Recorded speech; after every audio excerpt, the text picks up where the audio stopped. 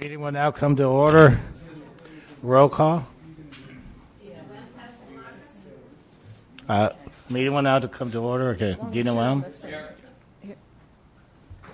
Myara? Here. Mr. Newman?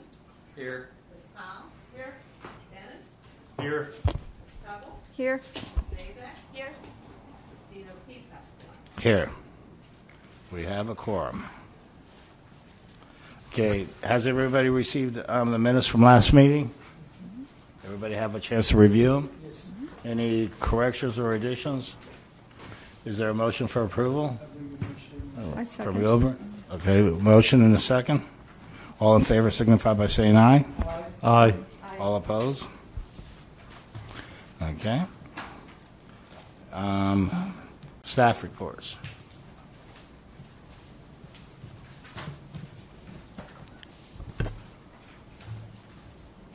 I'm not sure why this is on here. We may have had a code enforcement person at our last meeting. We don't have any, but I don't think so, right? So this So is we'll just skip with carry the over. staff reports and move on to the next item? Yes, and then I'll do a staff update No problem. after. Too late, John. We closed all public comments.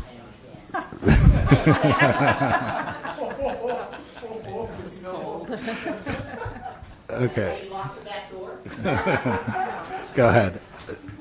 Item 5, rezoning to planned development, redevelopment PD, RD, Breakers Park Hotel. Okay. I have a few slides to show you. Are they up? So I can, they should be in the O drive. And we'll just wait for a second so I know I've got my presentation in there ready to go. And they would have been about 10 minutes ago, Charles, that they were loaded up. Anyway, I'll begin by announcing what we're going to discuss, and that is rezoning to a planned development, redevelopment for Breakers Park Hotel, DEV 2018-064. This is a quasi-judicial hearing. This is a request by Glenn D. Storch, Esquire, Storch Law Firm, on behalf of Avista Properties, Roman numeral 7, LLC, to rezone 2.176 plus or minus acres of land located at 41 South Ocean Avenue from Beachside Redevelopment Hotel Mixed Use RDB 1 to planned development, redevelopment PDRD to allow the construction of a hotel. And so to begin, good, thank you for bringing that up. Now I have to make sure I'm working here. Okay. All right, that's technical difficulty, maybe. It doesn't look like it should be a problem. Charles, am I on there? We go. Okay. Well, I wanted to show you this aerial here as the site, which is located at the corner of Harvey and Ocean, and on the north side bounded by Breakers Park. We actually, technical term is Breakers Oceanfront Park, and then the Atlantic Ocean on the east. And it consists of a land use of linear ocean, and it also, and that's kind of the aqua blue you see, and the red is the high intensity or the commercial future land use, and we call it in the comprehensive plan the high intermediate mixed use land use. But the best way to say that is this is about the highest land use you can get in the area. It allows an FAR of 10, and that's pretty substantial in terms of our FAR requirements. So you can build the tall hotels here if you so choose. The next map showing you is the zoning, and that zoning is RDB1. And so, for example, RDB1 is the same zoning you have over on the Hilton Hotel to the north of this site, in the same type of zoning. I think what's kind of interesting about this particular project, and what I recall when I got here, there were 3 parcels, 3 hotels that were one on each of these parcels, and there were more than 3 hurricanes. There were 4, I believe, in 2004. I was not here for that, but I understand it just simply was devastating, particularly, I think, Charlie, and what happened during that time. But it really caused some irreparable damage to some of the hotels in Daytona Beach, and they never really got back to where they needed to be in this particular block. And ultimately, the city, one by one, required the demolition of those properties. And in 2 of the parcels that were closest to Harvey, we actually acquired. And then the 3rd we tried to acquire, didn't accomplish that. A third party had come in and purchased it, and so here we are. There was an interest to build a hotel, but the site that the owner had on the north side of these 3 parcels felt it was just too small to build on, and asked the city, would we be willing to sell? And the answer was, we'll certainly consider that, and we would have to put out a request for proposal, and that's exactly what we did.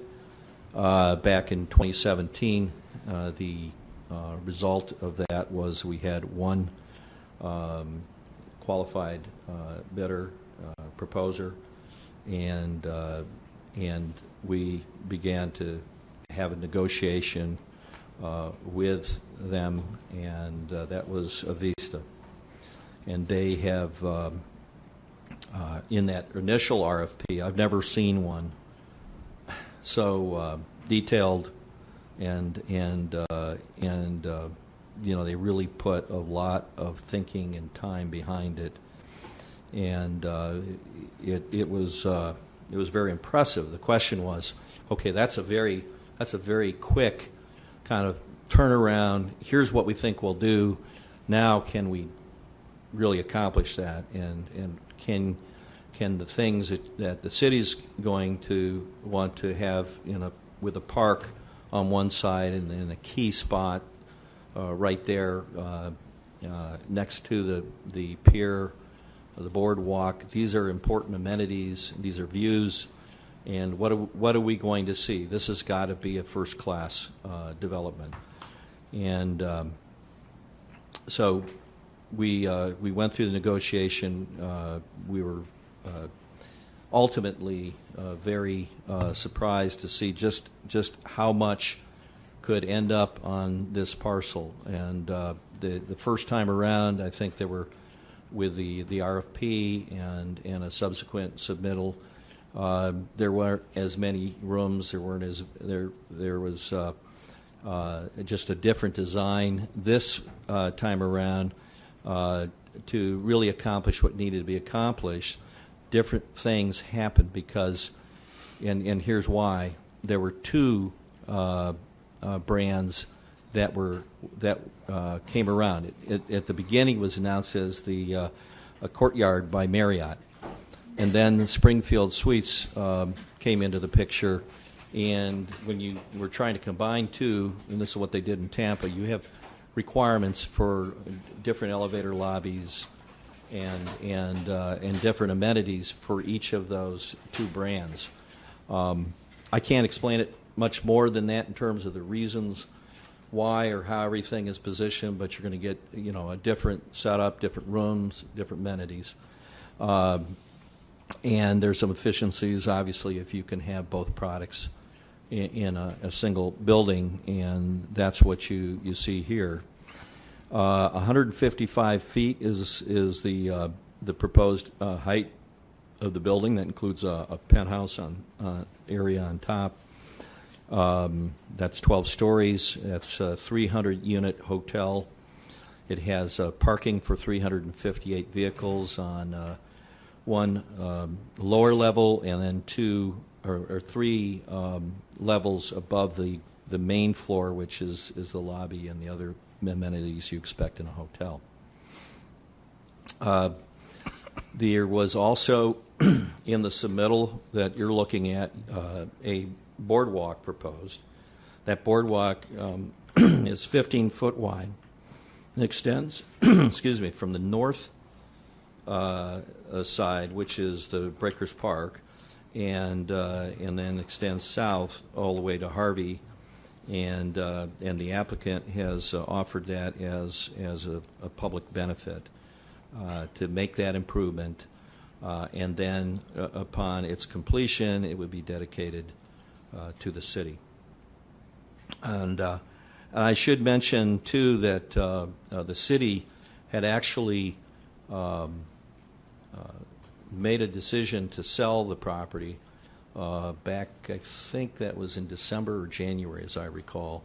December 2017. Yes, thank you. And that is when there was really that commitment that was made so that the developer could proceed with the continuing to make the investment they are to try to develop the plans and go forward. So we made a commitment at that point that with some contingencies we would sell it for a certain price, about $2.6 million, I believe, roughly. And so that was done. And then one of the final things that the developer decided needed to happen in this case to make this site work was to have their half of the right-of-way that is beach access on Harvey and have it vacated. It's a county jurisdiction. The county agreed to do so, and so that just happened back in September, and here we are. The one thing I want to point out in showing you this picture is you're looking from the Ocean Avenue at Breakers Park, looking a little bit to the south. You can see the Mayan Hotel in the background, and it's been a bit of an eyesore for us to be in that prime spot for all these years, and we've been able to use it for parking, temporary parking on our parcels for Joe's Crab Shack. It turned out it was also useful for the building of the amusement rides that are across Ocean Avenue as well for the other piece of property that Avista owned. So that helped in a transition. Now it's time to try to make something come out of the ground, and so we're looking at another view, and this is really, if you weren't looking over that lot that it's boarded up, the fences are kind of knocked down. If that view there could be provided for somebody to look at that pier and that ocean and in all that it potentially has, that would be a real benefit to both the developer, also the people who would enjoy being able to finally cross over on a public boardwalk. So we saw that as something that would ultimately change it. If you ever tried to walk down Ocean Avenue today, we don't have a friendly, walkable pedestrian area. You're walking out in the street, literally, when our tourists are in town. This is the building as it's proposed now. That's the latest rendering. And you can see the garage levels above the lobby.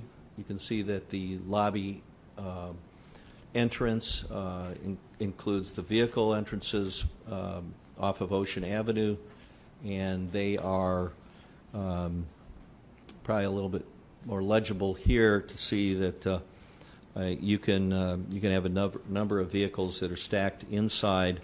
Well, one of the things we asked of the developer and they agreed to do was to narrow the throat, where the access drives come up to Ocean Avenue to give a little more protection for pedestrians, so you're only walking across one lane width along Ocean Avenue at those points, and helps manage the traffic and also slows down anybody trying to come in or out of that lobby area. This is the lower level, and you can see it actually. If the bottom of this picture is where the sidewalk area is, there's a vault that would be proposed under that location, and that would be one of the ways to handle some of the drainage at that location below, and then at the ground, or excuse me, not the ground level. This picture is the rooms. This is around the pool level, and on your left side would be Springfield Suites. On your right side would be the Marriott rooms. And this is probably the best graphic that I saw in the packet for just kind of showing how the levels were separated, the parking and the upper floors, and showing that height up to the penthouse at the very top, and how many rooms are on each floor.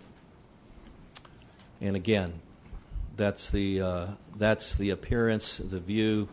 There's a number of details that are in that help set it back. It's like it's as if it's on a pedestal. It helps with the way that the balcony, or not the balcony, but the canopy at the front lobby protrudes, and it gives a little bit more of a feeling if you're underneath that. And I don't have a picture that shows this, but you could essentially feel a little bit more comfortable walking along on Ocean Avenue. And there's some trees that would be along Ocean Avenue, but I think the challenge that we're going to see on this particular facade is that you're just going to have some entrances that have to be there for getting people in and out of the parking garage, and so that has to be there as well. So that's just a detail that has to be worked out in terms of making sure that that's safe entering and leaving that location. Modifications, really the first 3 of the 4 is all based on some survey work that is still pending to determine the high water line, and that may or may not require reduction in open space, the impervious surface area to be exceeded, and the building coverage to be exceeded based on that information. So until we have that, just to be on the safe side, they're asking for these waivers. The intent was not to have the waivers, but until they get that survey, they're going to ask for that. In addition, the reduced landscaping is also a part of this, given the urban pedestrian area that is the trade-off here, and the fact that the park is adjacent to this particular location. And so it's a recommendation that if all these modifications as requested are approved, and staff would conclude that the application to rezone the 2.176 acres of land located at 41 South Ocean Avenue from Beachside Redevelopment, Hotel Mixed Use, RDB1, to Plan Development, PDRD, to allow the construction of a hotel be approved.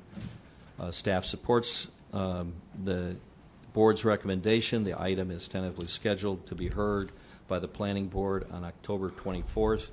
A majority vote of the redevelopment board members present and voting are required to recommend approval to the City Commission. And that concludes my staff report. Well, Mr. Chairman, just want to ask one thing before we go any further. Just want to ask the Assistant City Attorney, before we go any further, I'm the closest neighbor to this project. There's a conflict of interest on voting? no. You're not going to have any gain based on this vote, correct? No. Okay. Yeah, you just wanna don't. make You sure. don't have any direct gain. I mean, Exactly. yeah, I it's just like. wanna make I sure- mean, you're not a partner in it. You're. I Yeah, just wanna make you're going to sure- benefit like I would benefit from it. Okay. All right. I just want to make sure that is everything clear so it doesn't come back later. No problem. Not a problem. I had one question too. I noticed that the city, Mr. Chisholm, signed a letter of no objection and authorization of owner, and it talks about as long as they get a building permit within 18 months after the issuance of the PD, and that they build it within 5 years, and if they don't, then then the vacation of Harvey Avenue will, would no longer exist, that's his recommendation to the county. My question is there, on the sale that we did of the $2.6 million, was there some kind of wordage that if they don't construct the hotel, which I have full faith and confidence that you will, and I hope that you do, that the city gets to buy back the property? Because, I mean, obviously, I'm sitting next to a property that was supposed to be a hotel for how many years ago, and everybody believed it was going to happen, and all we're dealing with right now is extensions of non-conforming parking lots and stuff like that over and over and over and over again, and I'm sure the city doesn't want to get into that again. Mistakes of the past, should, be learned, I don't know of any of the documents that we have for the plan development that speak to any kind of a reversion of the real estate. That's not a part of this. Okay, so the sale is the sale that happened, and there's no... And the applicant is here. I'm sure they might want to speak to that. And I'm sure that you're going to do it. I was just throwing that out. Okay, Glenn? For the recommendation, Glenn Stewart, represent the applicant in this case. And let's start by... Your mic isn't on. Speak up. Better? Yeah. Better. All right, let me just lean down like this. For the record, my name is Glenn Storch, and I'm representing the applicant in this case. To start with, the recommendation regarding the approval for the vacation, that actually was picked up by the county. The county also indicated that if we do not build or start building within 18 months and complete within 5 years, actually it's the 18 months part I think was really the key, is that this vacation would then be rescinded, and it would go back to the county. So that is a requirement of the vacation itself, so that's part of it. The second part is, and the RFP always contemplates that we would be able to build this project. And so as we're looking closer to the closing, I'm sure that the city will be looking at this to see what is going to be required in order to build this project. The one key that we cannot get around is that we have to go through a PUD process so that you know exactly what will be built on this site. And don't forget, this PUD affects the property that's part of the RFP, the property that the city owns, and also the adjoining property that is now already owned by Avista. So if we do not build pursuant to this PUD, we can't use our property either. So those are things that will have to be dealt with. Those are key points, and I'm sure, like I said, when we get to the closing stage, the closing I think is required 30 days after the approval of the PUD. At this rate, we anticipate that the PUD will be approved probably by the City Commission in December. And so we'll be looking at next year as far as our closing. But I'm sure I'll be working closely with the City Attorney's Office to make sure that everyone is in the same sheet of music as far as the fact that what we are proposing is what's going to be built. Okay. Okay? Now, let's go into the rest of the stuff. Reed did such a good job of explaining this project and the history. I thought that was makes it easier for me. One of the things that I think is so important is that this has been a blighted area literally for 10 years now, at least. The E-zone was created for the purpose of trying to encourage development and redevelopment in this area.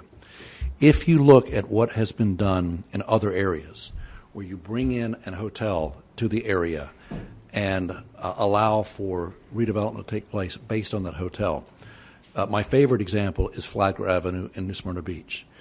15 years ago, Flagler Avenue in New Smyrna Beach was basically a couple of bars, some failing shops, and not much else. And the bars, you could determine whether or not everybody was having a good night by the number of cops that were called during the weekend.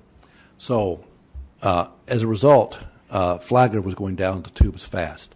The areas around Flagler Avenue were turning into rentals. The property values were decreasing. You were seeing nothing but downward trend. They did an RFP. They did an RFP first of all for a piece that they had in the property, trying to encourage a hotel in this area. They increased the density, trying to encourage a hotel in this area. They ultimately got someone to build a hotel in this area, the Hampton Inn, which I helped do. As a result of that hotel, even before it was built, you had people coming to the area. You had restaurants coming to the area based on the fact that you're going to have now people walking up and down. You had shops coming to the area. If you have been to Flagler Avenue now, and there's a second hotel now that's been added on the beach itself, it is probably the most valuable piece of real estate in Volusia County as a result of the influence of those two hotels. You can't. The biggest problem they have is parking right now, because so many people want to come to this area to walk and shop and go to the restaurants that's a major issue for them. So that'll have to be solved. But that's a happy problem to have, as opposed to what we have on Main Street. And so what I see happening is this is going to be the first shot in the arm for Main Street, because as you know, this is at the end of Main Street. It's the best location for Main Street because it's on the beach itself. But this site with the Ocean Avenue connection to Main Street should help revitalize Main Street, and that's the goal in this point. Now, you know how difficult this has been to do. This area down there is not an easy area to pioneer, to bring in investment. At the same time, the fact that all the properties were fragmented as far as ownership also makes it very difficult. And so the city, years ago, tried to start buying up some of these properties to aggregate them to make it easier for redevelopment. And that's what happened in this particular case. So when they did their RFP, they had an idea in mind as to exactly what they wanted for this area. And so when he talks about a very specific RFP response, we had a very specific RFP that we had to meet, including all these criteria. One of the things they wanted to make certain of was that there was sufficient parking, because parking is the thing that will ruin a project if there is not sufficient parking. So not only is there sufficient parking for this site, but we have provided additional parking areas for this area, so that the fact that you have some restaurants and some other things in the area, they may be able to utilize those parking spaces as well. That's the sort of thing that we're looking for. I mean, we are taking away some parking spaces for those temporary parking areas the city has now. What is it, about 20 spaces? You don't have many parking spaces. Right. So, but yeah, there's going to be a considerably, there will be extra parking available on this site. On top of that, we're looking at doing this as something that's really first class. I don't know if you've seen it, but some of the plans, and you need to see the plans closely, because one of the criteria is that there's shops along Ocean, and that there's restaurants along the beach. So in this particular case, you'll have the sidewalk along Ocean, but then there's a second sidewalk in what used to be the Harvey area. So that area is now being turned into a landscaped walkway that will then get you to I guess we need to call it Ocean Walkway as opposed to Boardwalk, since nobody's supporting boardwalks anymore. But that's going to be the Ocean Walkway. And then you'll have cafes along that Ocean Walkway, which is what we should have had all along. I mean, we should be utilizing our ocean front and encouraging people to be there and encouraging people to spend time there. And instead we have not. So that's the goal, is to get people to start coming into the area, to start walking to the area, the neighborhood to start walking to the area and utilizing these restaurants. When you do that, when you create a reason for someone to live in a neighborhood like this, you increase housing values, you decrease rentals, you encourage redevelopment of those neighborhoods. That's what we should be trying to do. So on top of that, we've also increased beach access. We have, as you know, there's a handicapped access that is now available from Ocean, same level as Ocean, that will go all the way along here and then go along the boardwalk, and then there's a handicapped access from the boardwalk as well for this. Now, on the other side, I have to show this, because the currently existing Harvey is really just an existing right-of-way. There is no beach driving accessible on this. The only beach driving that utilizes Harvey right now is emergency vehicles and concessionaires. And so based upon that, and based upon that this is a non-driving beach, what we proposed was to utilize part of that Harvey right-of-way here for our access, for our landscape driveway, our landscape access along here. And then part of it, we would redo the existing Harvey and place pavers along there and a new sidewalk to get people down to the beach as well. And you'll be able to do that from Ocean, yes. I had a question. With stormwater, are you going to utilize the vacation of of Harvey Street and the boardwalk to put the stormwater underneath that? It's parking and other things underneath it. That's the key. This is a complex process. Okay, so stormwater is going to be underneath that area right there. There will probably be. I don't know where the stormwater is going to be. The stormwater is typically in big containers now, underneath various areas. My engineer's not here, and so I can't tell you where those containers are going to be. I know that this area here is absolutely necessary, as you can see, in order to provide access to the parking areas from Ocean. Okay. And so I would imagine this would be the parking area first. Where the actual stormwater goes, where the containers are for the stormwater, how it's done, I don't know. Okay, no problem. Okay. It doesn't really make a difference. I was find just it curious. interesting, but I don't know. These are, and I have one more question. Sure. Obviously, this entire hotel, and these questions are just curiosity. I mean, I'm not, problem. I love it, and obviously I support it. But obviously, this entire construction is pretty much going to be eastward of the coastal construction setback rule. Probably, yes. Okay, well, I'm sure. I'm positive. Most of it, at least. Most of it is. Okay. Anyways, and whenever you build eastward of the coastal construction setback rule, any sand that you excavate has to be put eastward of the coastal construction setback rule, which would mean that you would be putting the sand onto the beach, which is a county permit, and obviously is to everybody's advantage that you put the sand onto the beach because it'll it'll create the dune system and help with the situations that we have. Okay, is that part of your plan? and the second part of that question is, you need permission of the upland property owners. Is that sand going to be spread among just your property, or are you going to consider going further north, like in front of Breakers Park, so that way you're spreading the sand, or is that too complicated for you to answer right now? It's interesting because at this stage, let's try this. At this stage, it's actually premature to make that determination. That's part of the permitting process. Okay. For the No problem. CCCL. Those are state permitting. But yeah, those conditions will have to be addressed as part of that permitting process. For our purpose, for the planning, for the PUD. Is the PUD, okay, PD, I'm It's the sorry. design, how the traffic flows, how how it looks, what we're required to do, some of these things. So that's all in the agreement.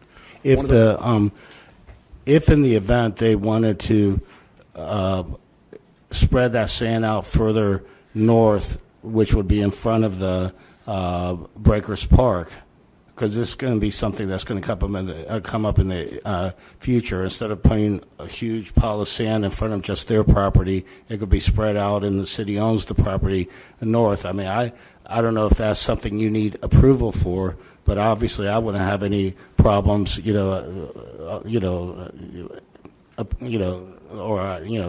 it up to this board for the board to say yes or no. But that might not be our position to do. We would look forward to working with the city on that issue. What? We'd look forward to working with the city on that issue. Okay, that's fine. Obviously, here's the deal.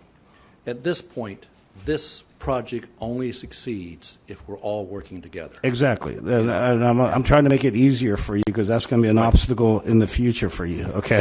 That's why I'm bringing it up but I now. gotta tell you, compared to the other obstacles, that's a minor obstacle. Okay, no problem. Okay. that I can deal with. In fact, I don't know if you know this, but we are also going to have to permit a new seawall, because that seawall is in such terrible shape to support that boardwalk and everything else. So there's a lot of hurdles to overcome. This is the second big hurdle. The first was the RFP. And also some of your construction will not be, the reconstruction of the seawall will not be allowed during turtle nesting season. That's correct. Okay. So there's a lot of balls in the air to make this work, and we're working very hard to do that. And I think you can tell from some of the planning that they've spent a lot of time planning this. And one of the things I think is cool about this design, though, I've got to stress this, is this in between the hotels, this pool on top of this area here, and there'll be a bar area and a pool, and this is and incredible views both of the beach and of the intercoastal and neighborhoods, because I think people forget that the views to the west can be just as dramatic as the views to the east, especially at night. I mean, if any of you go up on top of Streamline. That's right, go on top of the Streamline. I love those views. I love them more going the other way than I do to the beach. So, something to think about. But I think that's something that we can all be proud of as this goes forward. It looks nice. Is there any questions regarding the terms of PUD? Is there any questions regarding the design, the plans? Well, yeah. Well, should we just start from one end and go? Sure. Amy. Sure. The changes to the LDC are basically summarized in the waivers. Yes, correct? that's correct. Really the reason for That's right. the PD. Yeah, and I should point out, as Rita's indicated, once our survey is done as to where the mean high water line is, the percentages may not require those waivers. That's what my question is. Yeah, but to avoid any delays, it was important to go ahead and include those now, rather than if being caught later on. Well, my question is about the survey. Why has the survey not been completed? Mean high water surveys take a while. But how long? All I can tell you is that we're in the process, and we should have it done fairly quickly. Well, I'm wondering if those four things, aside from... Your microphone's not on. Aside from the landscaping one, which is number 4, Right. the first 3 are based on that survey. So That's I'm correct. wondering if this is premature. You may not even need all those. It's not premature if we're remember, part of the issue here is trying to get this accomplished, within the timeframes for the RFP, within the timeframes for the, honestly, the faster we get this done, the better, because right now the costs are going up so fast. It made prices out of the market. I don't know if you've seen this, but some of the construction costs are going up about 1% per month. So we're seeing some real issues here. Okay. All right. The original plan showed mixed use on the first floor, and you pointed to where some shops would go. Yes. But that shops and restaurants. I think I read somewhere in here it talks about a restaurant, but the shops were permitted uses, but it didn't say that they were guaranteed to be there. This is kind of a key thing that I would really, really like to emphasize, that open public space and people coming in and using these shops. So I wonder, is there a chance that those will not happen? The space will be designed and built for shops. Now, whether or not somebody comes in and leases them, that's a different question. That's up to the market. Right. We can't mandate somebody come in and sell things. But True. All right. So that'll be up to us and our city and our redevelopment department to work on the area as a whole. But that's right. It's not just us. I mean, if the market is there, they will come. Right. That's the bottom line. And you saw what happened in Flagler Avenue. Once you had people coming to the area, you had shops opening up. Then you had rents going up, and you had values going up, and then you had more shops coming. And so that's the goal here. And it's not just this piece. What I'm hoping is it'll be more shops and everything around the entire area. Right. Well, I appreciate you taking a chance on the area, because it is, I see the condition of it, and I know we have a lot to do there. And I have to say that Avista and the president of Avista is a guy named Anil Valb, and he really believes in Daytona Beach and in the future of Daytona Beach. He's got one hotel already at Daytona Beach Shores. He's got hotels all across the country. But he believes in the potential for Daytona Beach, and he thinks it's underrated. So who will be maintaining, once you build it, I'm assuming you're going to either deed or it'll be an easement to the city. Who will be responsible to maintain the seawall and that 15 feet? Like, will it be just like the rest of the boardwalk that will be responsible for trash and pressure washing and cleaning? The city will? I mean, we can work that out as we go through the process. Right now, the intent is to make sure that we dedicate that to the public. So how we deal with maintenance and other issues, we can talk about it. I'd honestly prefer, and we may talk about this, we'd probably prefer that we be allowed to maintain it, because we would make sure it's done Properly. Yeah. as part of our overall maintenance process. And we've done that in the past where we've dedicated easements but kept the maintenance of it so that it's done, so it's maintained. I promise just two more questions. No problem. The picturing in here, I think it says pressed concrete, where Harvey goes down, and there's probably going to be a big flat wall there. Yes. That is, it says pressed concrete. I don't know if that'll look like pavers on the wall or Right. whatever. Oh, no, not on the wall. Something. It will be decorative on the wall. Decorative. It won't be the same pavers looking on the Well, wall. as far as the building, is this the way it will look? It will be just kind of white square. I mean, are there any? You can't tell it here, but there's three different colors here. Right.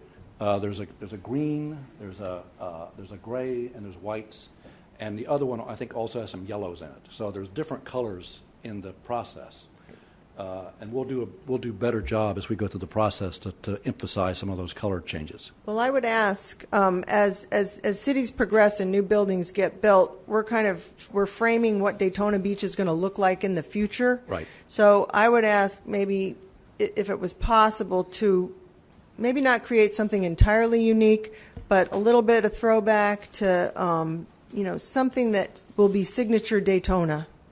Because at Courtyard Marriott, I understand you have, certain, they all kind of look the same. I'm just asking. Well, I'm throwing it out there because I'd just like to see something a little, I'm always asking about colors, Reed. If this is going to be the biggest thing in this area, let's just think if it's possible at this point to do something interesting. Reed, do you have a copy or a picture showing the beachside view of this? No. Okay. We probably have it in here, don't we? I don't Yeah. think we have a beachside view No. with a rendering. We have a beachside view that I I have think. the old one. These, No, that's No. you can tell. I think it's already been an improvement from the initial one, but again, we have certain standards for Courtyard Merit, and we have certain standards for Spring Hill, of course, Okay. as far as the standards inside the rooms, as far as the lobbies, etc. The architecture does give us some room to play, and they believe they've done a good job of making this really exciting. okay. Would you consider something like a mural on the wall going down to Harvey? I'm not sure that's allowed under your ordinances, because typically murals are considered to be signage. I know. Your mural would be fine. I mean, and art and murals and all of that, and some flair is what the E-zone is about. So it's welcome. You just can't put the sign in with a mural. As long as you do that, we're, I think, very open to those ideas. What we will do is, as you know, that would be a logical place, especially on the ground floor where you're walking across.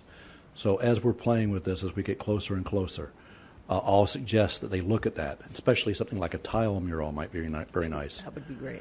But because it needs to be in keeping with the modern architectural style. I don't want to say modern totally; it's tropical modern, but yes. Tropical modern. Is that what that's called?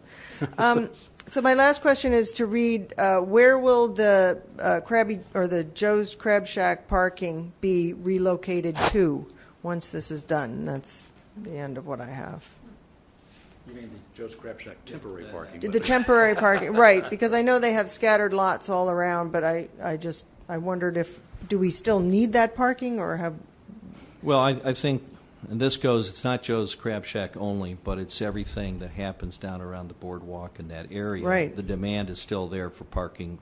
We're always going to need more public parking within close proximity where all these events are. So I think the challenge going forward is where and how you're going to provide, the city is going to provide, that kind of parking, and it starts to force, because of the costs of that land and everything around it, you're looking at maybe parking structures, and that's what the E-zone plan was attempting to do, was to start to show where hotels and parking structures, et cetera, will be located as close as possible to that beach and this particular area.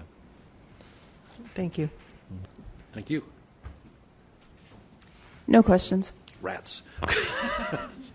I've got a few. Okay. The view barrier between the second, third, and fourth floor parking. What is that material? Typically, what's been they've been using lately is almost like a chain link mesh, and what it does is it sort of flows in the wind, and so it has ripples, and you can't tell it's a parking garage. And yet it's open, so it allows air to go through it, so it doesn't create health hazards. But if you've seen pictures of it in other places, I've actually gone to some hotels and other areas. It really is something interesting, and people will just stand there and watch it because it's making designs. Okay, and we know that Ocean Avenue is really not a pedestrian-friendly street, but it just seems like we're crowding the street, and there's very little sidewalk. I mean, you've got the center of the U-turn place, and you've got the up and down ramp for the lower parking lot, a loading dock, up and down ramp for the upper levels. It just seems like we're crowding Ocean Avenue. Yeah. As you know, there's no sidewalk on Ocean Avenue now. So Correct. There's absolutely no pedestrian access. This is an attempt to create it. Now, you're absolutely right regarding the entries across the sidewalk into this area. And that's one of the reasons why staff had recommended that we reduce the entrances so that rather than having 2 lanes or 3 lanes going in, we reduced it, I think, to 1 lane each way? Yeah. So that was an attempt to try and create additional sidewalk coverage. and avoid the interference between pedestrians and traffic. The only thing I see retail on the mezzanine, or what's it called? Yeah, the first level is a 400 square foot retail space to the right of the horseshoe. Yeah. There, like I say, there will be retail in. I'm sorry.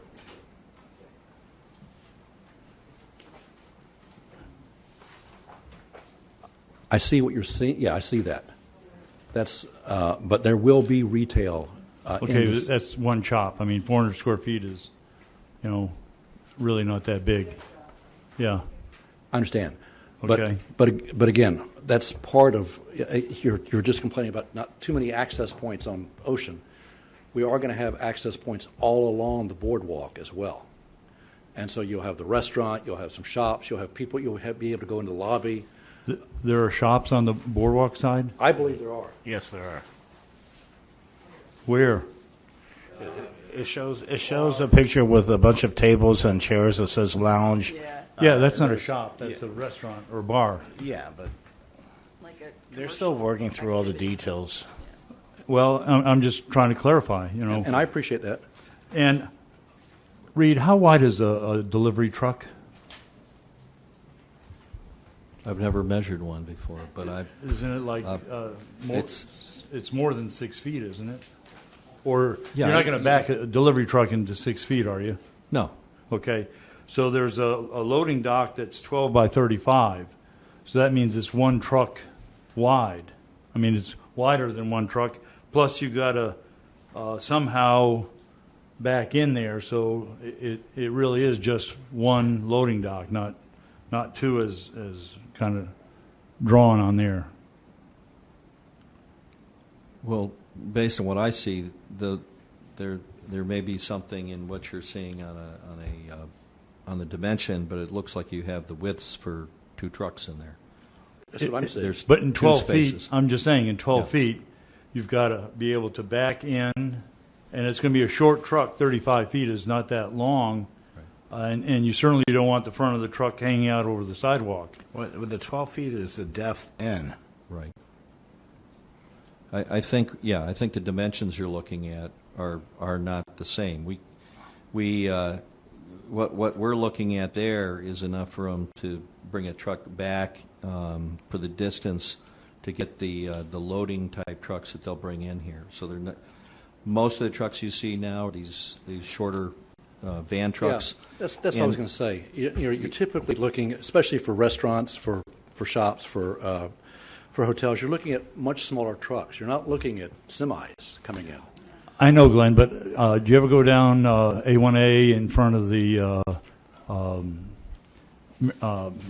Ocean Walk. Ocean Walk? And the other day there were 3 short semis parked, blocking off one lane. Is there a loading dock there? No, there's a loading place, like a cutout for the sidewalk, but they parked them in the street. And I'm just saying that the companies that deliver to Ocean Walk have pretty big trucks, and I really wonder if this is you're going to have to force your deliveries into shorter trucks. Yeah, I mean, what we can do is And schedule them. And this may be something we can talk about in the PUD as well. We have a loading dock in this case, so that's something you don't have at Ocean Walk. So we're trying to solve the problem, and therefore, if we simply indicate that the trucks that are allowed to deliver have to fit that loading dock, that solves the problem. It does. It does. Okay. Yeah, we can look at that idea. I think that's a great idea.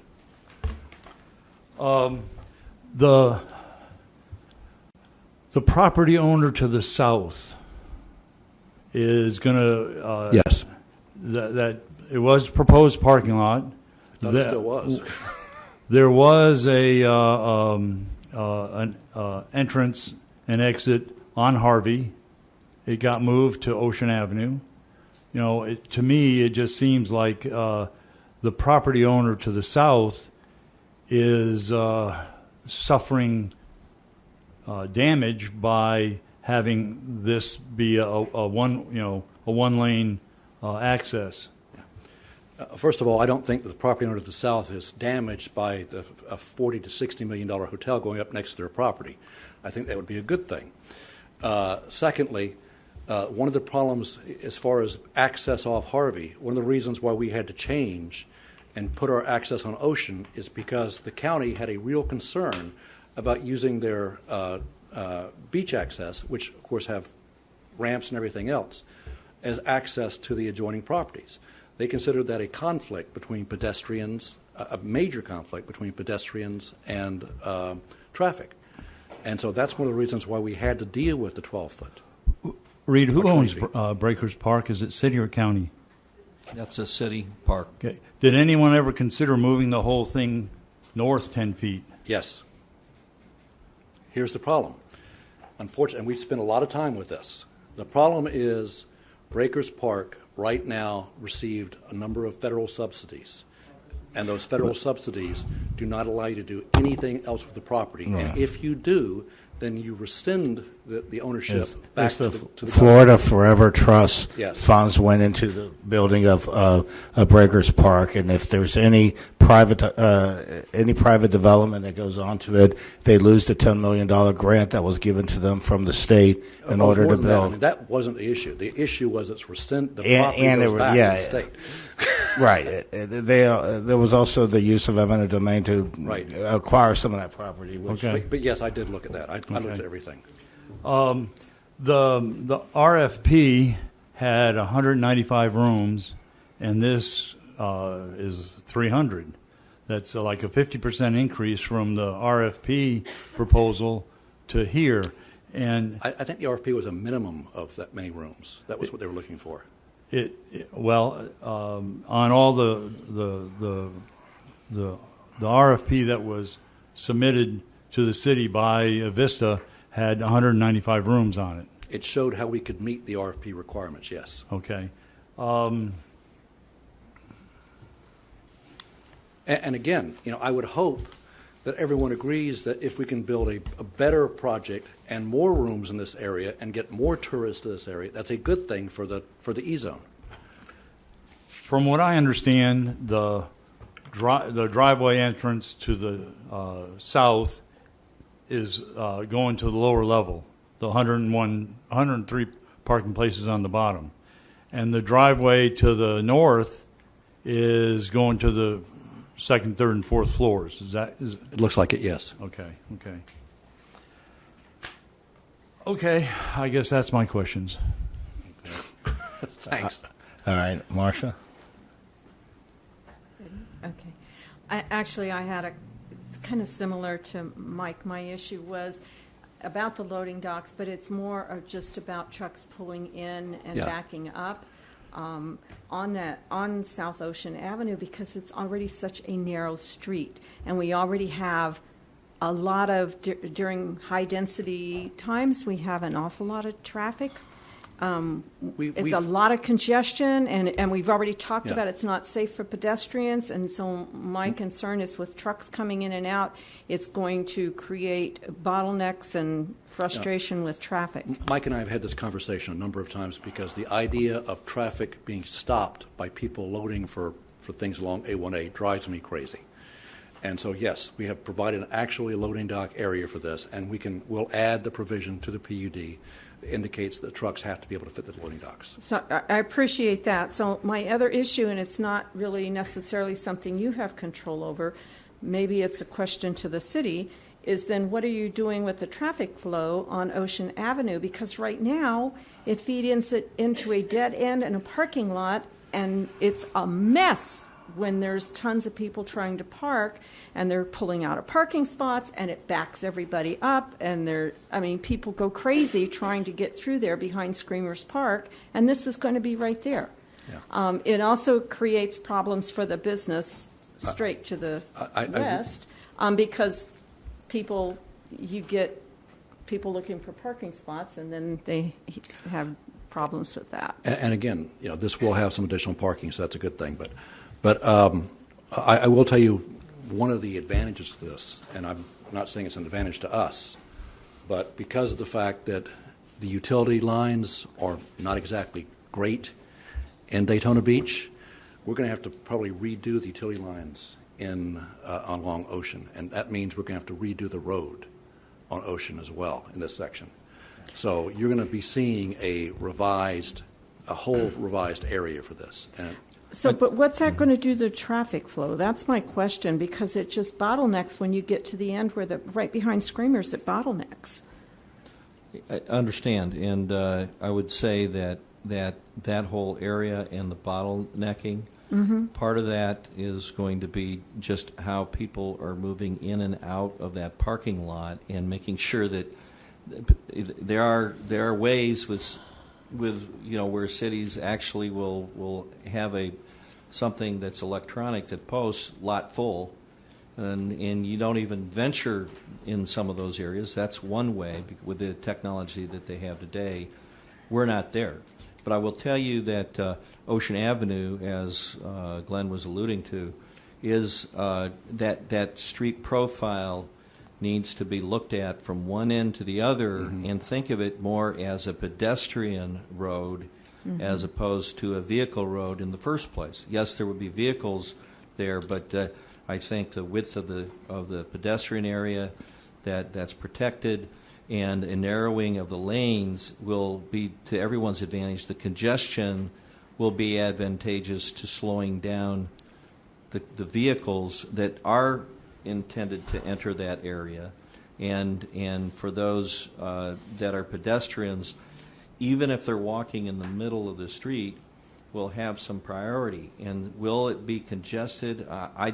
That's all I see happening right now is probably a lot more people in with cars, and hopefully some separation that we don't have now to give some more protection on those edges and narrow the vehicles down. You just aren't going to go very fast. So I guess one thing in looking at this, which would make sense to me, is when people pull out of the circle where they pull into the hotel, into the auto court, that be a right turn only, because if you have people sitting there trying to make left turns across South Ocean, it's just going to increase the frustration and problems.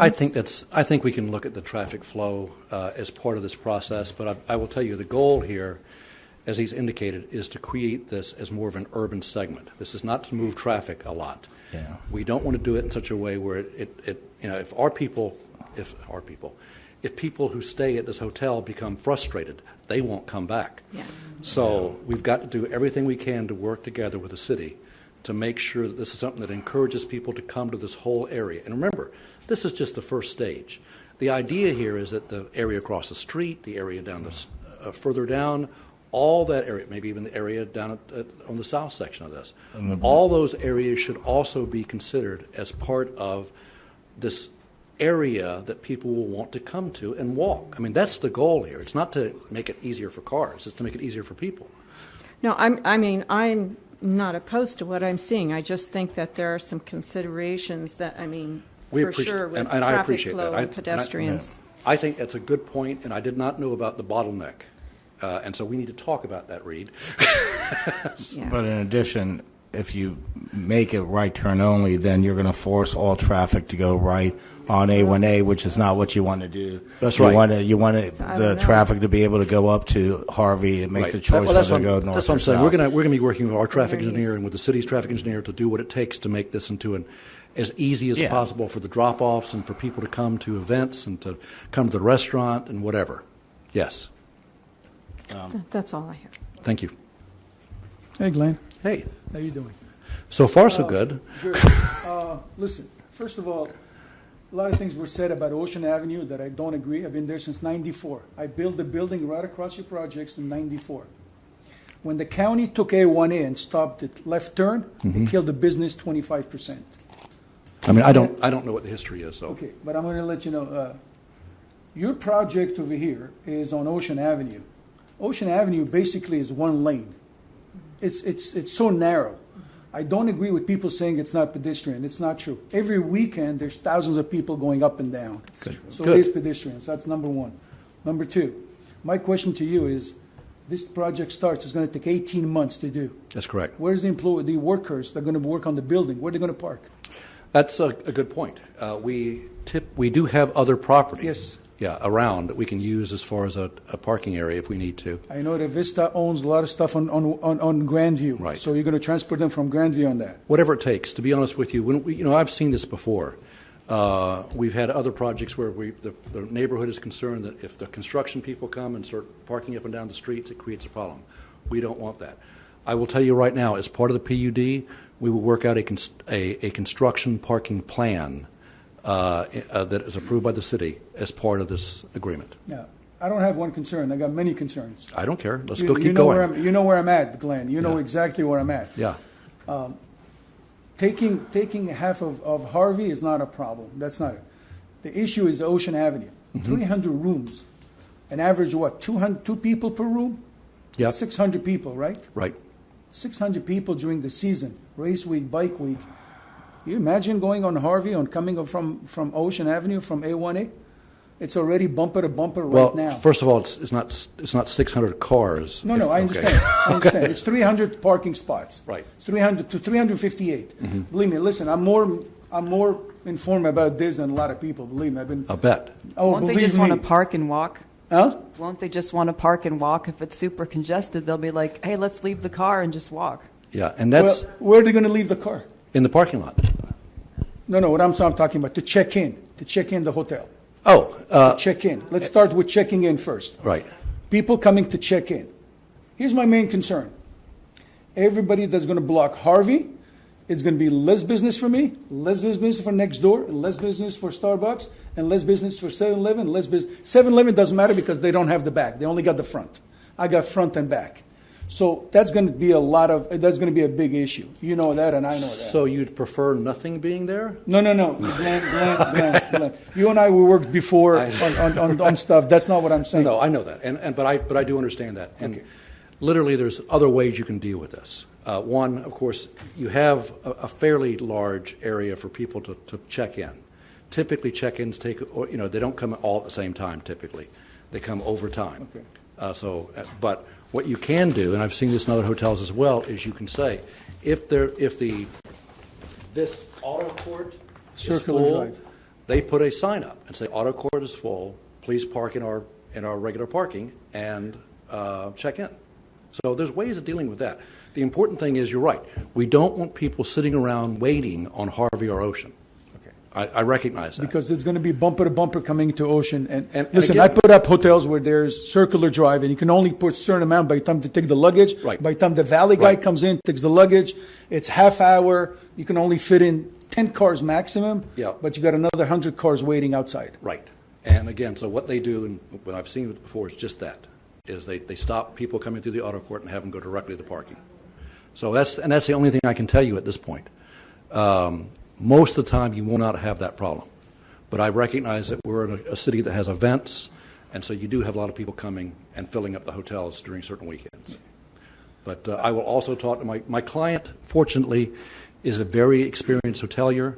The one they have in Daytona Beach Shores, I don't think we have any problems with whatsoever. And in fact, But it's on A1A. It is only one A. It is that's on correct. A1A. It's Right. got 4 lanes. Yes. I'm not against the project, Glenn. You know that. I'm not. I'm just trying to cover some concerns that not only me, but other people next to me have. Which is one of the reasons we're here before this board, to listen to some of those Yes. concerns. So one of the things we'll be talking to is, and I know that Reed is taking notes, we'll talk about these issues to make sure we have solutions. The other things is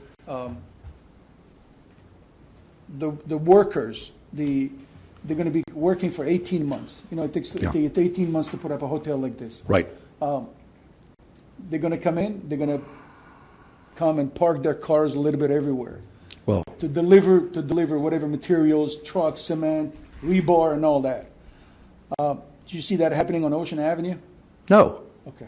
No, we're going to, like I say, we have other sites around that we can use. We will, as part of this PUD, we will agree to create a construction parking plan. So we'll have a mechanism, and then what we do is, and I've done this other projects, What we do is we then, in the contract for the construction, we get the contractor to also agree to that construction management plan. It's that simple. And then if there's a violation, he pays. I'm not going to keep saying the things, but listen, I'm not against the project. I'm for it. It's just the I like getting the frontage of A1A. I like thinking ahead of this, and so that's a good thing. So that's not a problem. Okay. I just want to, I know the developer. I know he's experienced. I know he's done things before. But in the larger streets, every hotel that he has, it's in a much wider streets. I don't know about that, but okay. Yeah, even the one in Kissimmee, the one in everywhere, they're they're four-lane roads. Yeah. Ocean Avenue, because the city closed Main Street, and the way people getting out is by the public parking. So when they came from A1, you turn on Ocean, Harvey is blocked off, so they go all the way down to the end. See what I'm talking about? Breakers Park, the parking. Again. That's how the police department flushes them out. When there's too much traffic, that's how they flush them out. This is a unique area. It's the E-zone area. We're trying to encourage hotels here. We're trying badly to encourage hotels here. We're doing everything we can to encourage hotels at this location. And yes, no place is probably perfect. In fact, but I will tell you, as somebody who goes to hotels, I prefer to go to a hotel that isn't on the main street. It's a little further off the main street. It's quieter. You can walk back and forth. It gives you a reason to be there. The owners across the street should have a gold mine once this thing goes in. Don't get me wrong, Glenn. You're right. Don't get me wrong. Don't get me wrong. 1 second. This is the other side I'm going to tell you. Don't get me wrong. I'm going to benefit. The closest one who's going to benefit out of it. My property is going to go up. My other property is going to go up on Ocean. I understand that, but at the same time, there's you got to balance them.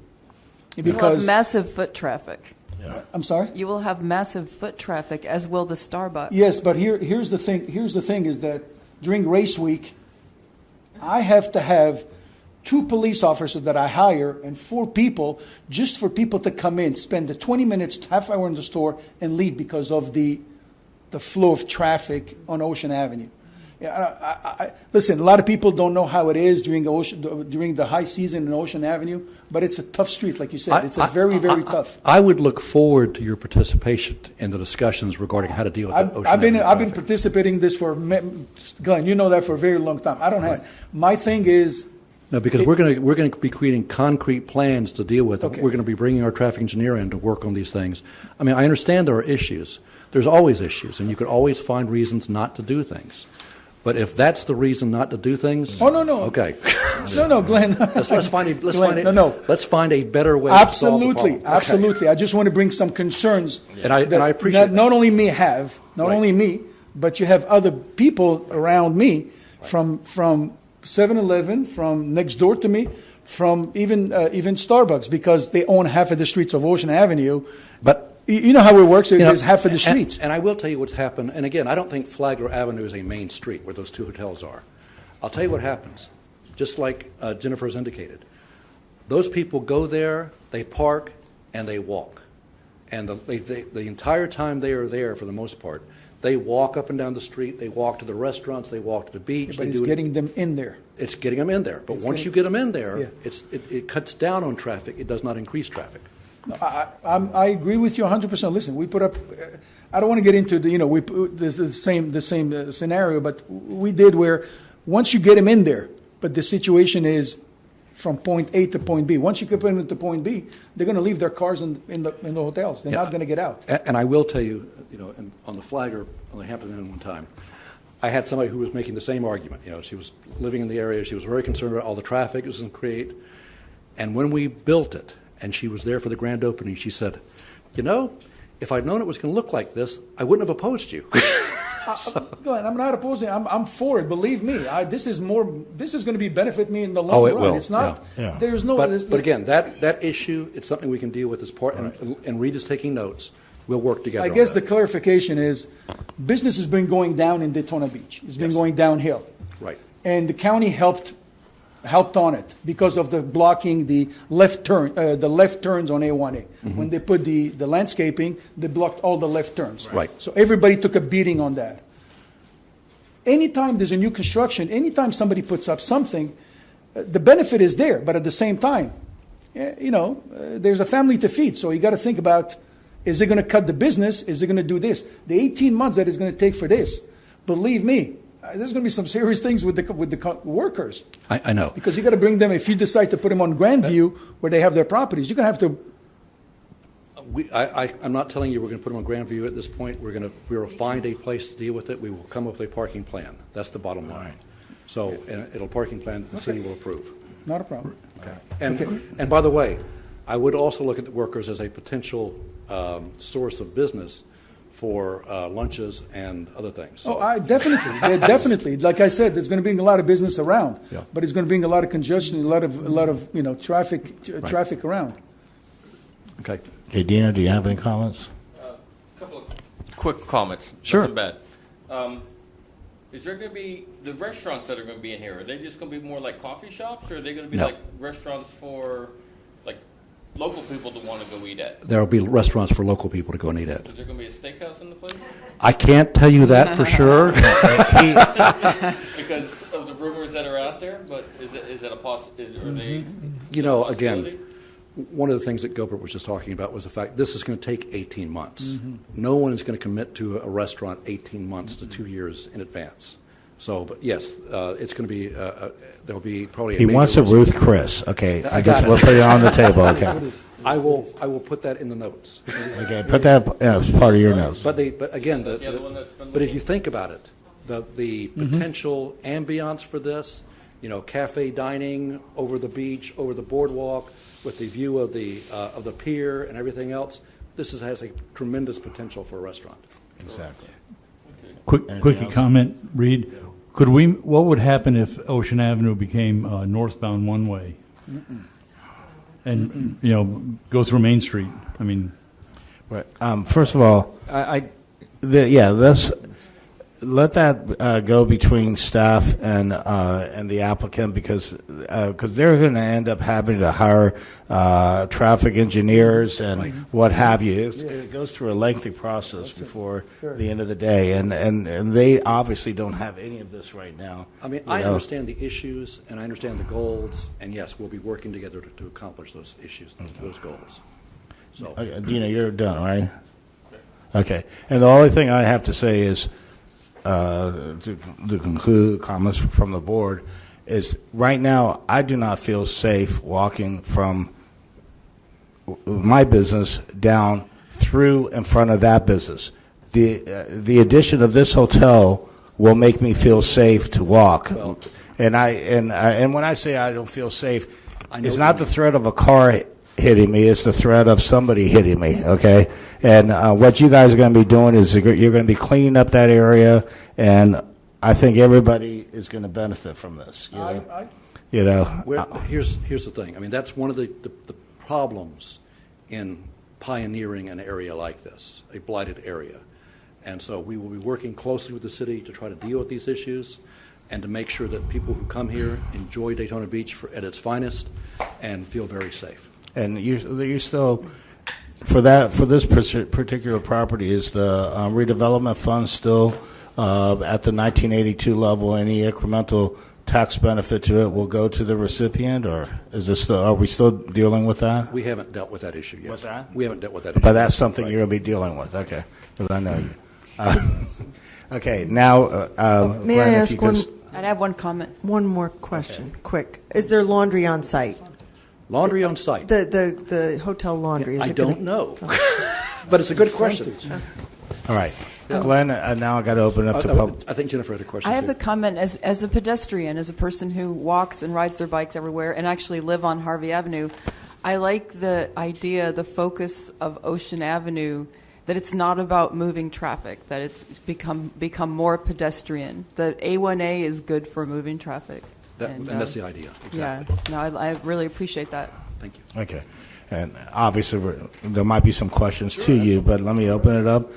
John Nicholson is our first speaker. You barely made the cut. We were ready to just cut you off, forget.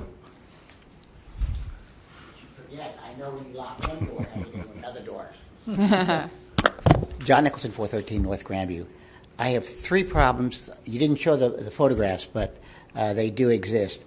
On one of them, I think there was a mistake on the guy that does the thing. There are cars in Breakers Park. On the north end of this project, there are cars. So when you look at it, there's all these cars lined up on the north end. And when you look at another one, you have the site plan in black square, and there is a pink, or whatever you want to call it, square next to Breakers Park.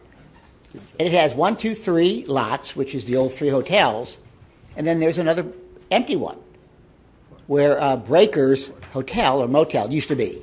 So it gives the impression that one of those properties that had been a hotel in the past and is now part of Breakers Park is going to go to the hotel for parking. So I would kind of look at that to make sure that that's not going to happen, but that's the impression that you get from this.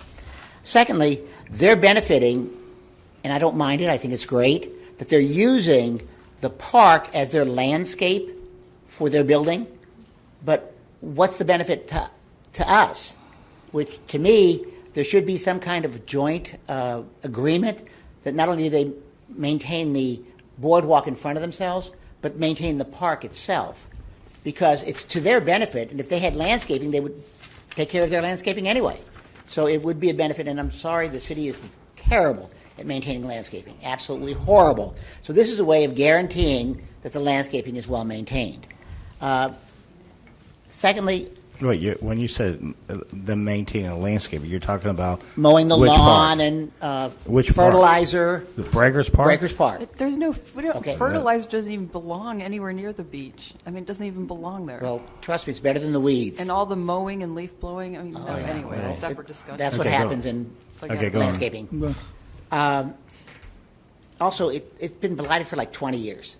If you remember correctly, there used to be a bar there, Hooligans, okay? There was Sea Brazil. The cops were there all the time. So even before the hurricanes of 2004, we were having problems with that area. Now, for the last, I guess, 10 years or so, those things are gone. So we've not had the real problems. Yes, it's blighted, but when you all are talking about blight, it's not the blight that the rest of the world is referring to. I mean, you've got Daytona 2000. That's blighted. They're going to paint it tomorrow or whatever. You've got Starbucks. That's not a horrible place. Gary maintains his property great. So there's a lot of nice things in the area. If you go down A1A, it is not that bad. Okay? You got a couple motorcycles in front of a tattoo shop that shouldn't be there. But if we had a manager for the area, a CRA project manager, those things would have been taken care of. We have a lot of graffiti, but that's at the north end. So this is a great project. Part of the backup is that we only have 3-foot sidewalks. When two people walk, they can't walk side by side, so they walk in the street. That's the problem, okay? There are other reasons for the backup, okay? The city parking lot is a reason for the backup.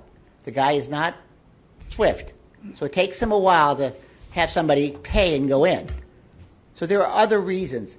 Personally, you could buy Gilbert's side of his building and come right out and go on A1A rather than having them go through the park, which is one of the dumbest things the city did when they blocked off the park with that building. All right?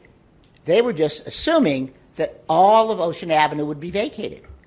Well, this thing puts the death to that. If they build on that side, what's the guarantee that there's going to be somebody building a building on this side and vacate Gary's and Ocean Deck and all the way down? So the possibility of Ocean Avenue being vacated is gone.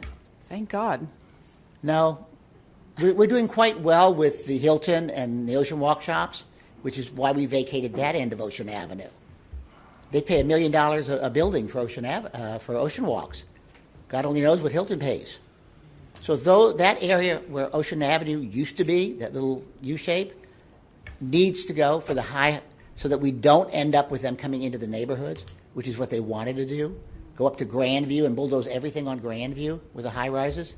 That I would hate, because I live on Grandview, and those things would be right in front of my house. So there are a lot of things to look here. I would also ask that you really look at either buying his property or at least that alley that he uses and turn that into a street, because when you put all these people through a parking lot, that's the problem. When people are coming in and out of those parking lots, you're sitting there twiddling your thumbs, because I've made that mistake. So I go through his lot to get out, so I don't have to go through that. But this is absolutely beneficial. I like what they're doing on and the last thing, the sand. We own, as a city, 2 acres on the sand, the actual sand itself. I'm wondering whether they will deed that section in front of them to the city and dump the sand in that whole 2 acres plus. And that way it would benefit us and benefit them. Thank you. Thank you. Okay, Ann? Hi, Ann Ruby, 137 Park Avenue. I actually like this project. I'm really looking forward to it. I really like the fact that they're committing to the area and they're willing to be pioneers here. But I feel like the Hilton's already been a pioneer. And one of the things that we heard at the Beachside Redevelopment Commission when they went to the county was the Hilton manager saying, please do something about Main Street and A1A so the people have someplace to walk. And that's exactly what they're saying here. They want Main Street and A1A to get cleaned up. And I've heard New Smyrna Beach referenced several times here. They've had a successful CRA that's opened and closed and done successful redevelopment. I think it would be great if our CRA department could come back with 10 pointers from something you learned from how New Smyrna was successful. Why has our CRA been such a failure? And it has been an abject failure. And I really don't want to see these new people coming in bright with hope and then finding out that Main Street is still a terrible looking place. We did an inventory up and down there in January of 17, and we saw some buildings that were painted dead flesh colored, and they have been now repainted. Great, but they've been repainted battleship gray. And, there's still a railing. It was busted up turquoise, that big fat railing in front of 777. That's now been painted flat black. It hasn't been repaired. Stuff is going on Main Street that needs to be corrected, and it needs real focused attention because these guys are making a huge investment, and our city is letting them down if they don't stand up and do a better job in our CRAs. You walk down Main Street, and you walk by open businesses, and the doors open, and the smell hits you. They're grubby inside. They're grubby outside. This has got to change if these guys are going to succeed. And that's on the city. And you guys, and it doesn't have to do whether there's a manager or not. Where there's the will, there's a way. New Smyrna found it. We can find it. I urge us to do that. Thank you. Thank you very much. Okay, that closes public comments. Okay, is there a motion for approval? I bring the motion. Okay, is there a second? I second. Okay, is there any discussion? And let me start with James, and we'll just work all the way around if you have any. Down on our beach. Down on our beach, we have hotels. We need hotels. That's our hotel district, and this is a perfect project for it. I kind of agree with Amy. I'd like to see it with a certain more flair. It looks from the elevation I have of the A1A side, it's kind of boxy and ordinary.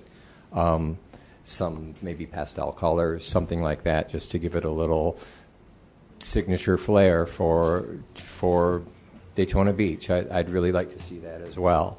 I'm not sure where that would go, but that would be my only drawback to it. I did want to make a comment about the deliveries. Most businesses do their deliveries off hours early in the morning. I know that they do occasionally have trucks parked in the middle of A1A delivering into the Hilton, but the businesses can easily arrange that to have their deliveries. So Darden's businesses all have their big trucks come in at 6 a.m. And when there's not a lot of traffic on, and they're not open yet because their staff is busy unloading a truck. So that's something I think that they could easily deal with and not have these large trucks in peak times in the streets. And I just wanted to make that point. And by the way, concerning what you're addressing, Ocean Walk does have a loading area. It's just that sometimes the drivers get lazy and they use what's supposed to be a drop-off area in front of Ocean Walk in order to to load, and they're not supposed to be doing that. They're supposed to be using the loading area that's immediately north of Ocean Walk. So I know what you're saying, but anyways, okay, we'll get back to you. All right. Anyways, I think it's a great project. Your turn. I'm looking forward to it. Okay. So your part is to build a beautiful hotel. You did say there was going to be some public parking available possibly in your parking lot, which we appreciate because we're going to need that. Our part, just as Ann said, it's on us, the rest of it. It's going to take you 18 months. We're going to have some construction woes. There's probably going to be a nice construction parking area, maybe some storage right across the street from my house. I am not even going to complain about that because I'm looking forward to the forward movement in this area. Because the Vista owns the lot right across the street from me. Maybe many of you know. So our part, Reed, I believe we can look at Ocean Avenue as a whole like its own project, and I've had thoughts about this for a long time. Do we, whether it's one-way, two-way, widen, more sidewalks, pavers here, turn here, good signage. There's ways to do this if we look at the cohesive project as a whole. Right now it's kind of, it's piecemeal. So we do that. We do better event management with signage and telling businesses about what's going on. I think Ocean Avenue and Main Street as well. So we'll do our part, and we're going to, I'm going to continue to push that, whether it's just beautification, management, cleaning the place up, and getting new businesses in the areas. But having something like this is going to, I think it will fuel our area, and I'm looking forward to it. Thank you. Thank you, Amy. Jennifer? And I'm aspiring, I'm hoping this project sparks a massive pedestrian revolution. I hope every shop front along A1A gets packed. I hope all the bottom floor little spots in the Hilton, I hope everybody just gets packed with tenants and people are walking everywhere. And it's going to be exciting. Well spoken. Mike? Yeah. Glenn, you talked about the successes on Flagler Avenue, but no one mentions the failures on Ocean and A1A in Daytona Beach. The Marriott, for the Adams Mark, on and on and on, has not been the success story. We see some problems with this project. Your guy is risking his money and not mine, so I really can't say anything about that. Reed, we had a conversation this afternoon about the city LDC and the requirement for a boardwalk, and it'll blend into this. From the seawall to Ocean Avenue is give or take, say, 200 feet, and maybe a little bit wider than that. So the LDC says you must build a 20-foot boardwalk and give it to the city when you're done. So that's 10% of your land. And you talked about, well, maybe staff needs to relook at that. Can this board make a recommendation to the city council that staff really look at removing that requirement? Do we have that authority is kind of a question maybe to... I think we can relay that to staff that you guys want that looked at. Well, more than looked at, recommend that requirement be removed. Well, it's in the record, and certainly you can do, and the board can make any recommendation that it believes is pertinent. Okay, but I think that's outside this issue. But I just at this point it probably is. But okay, when does the Main Street CRA end? I believe that's 2036. Okay, so we'll benefit from this for a few years. Okay. All right, thank you. Marcia? I saw you taking some notes. I take lots of notes. I forget a lot. I guess I just want to reiterate, I believe strongly in the idea of some kind of design flair.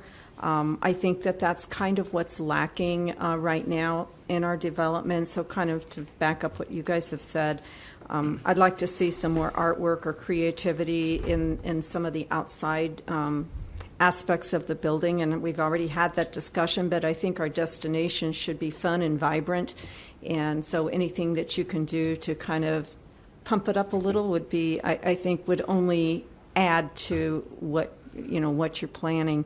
But the rest of it, I think we've covered. My issue is I am a huge advocate for extending boardwalks.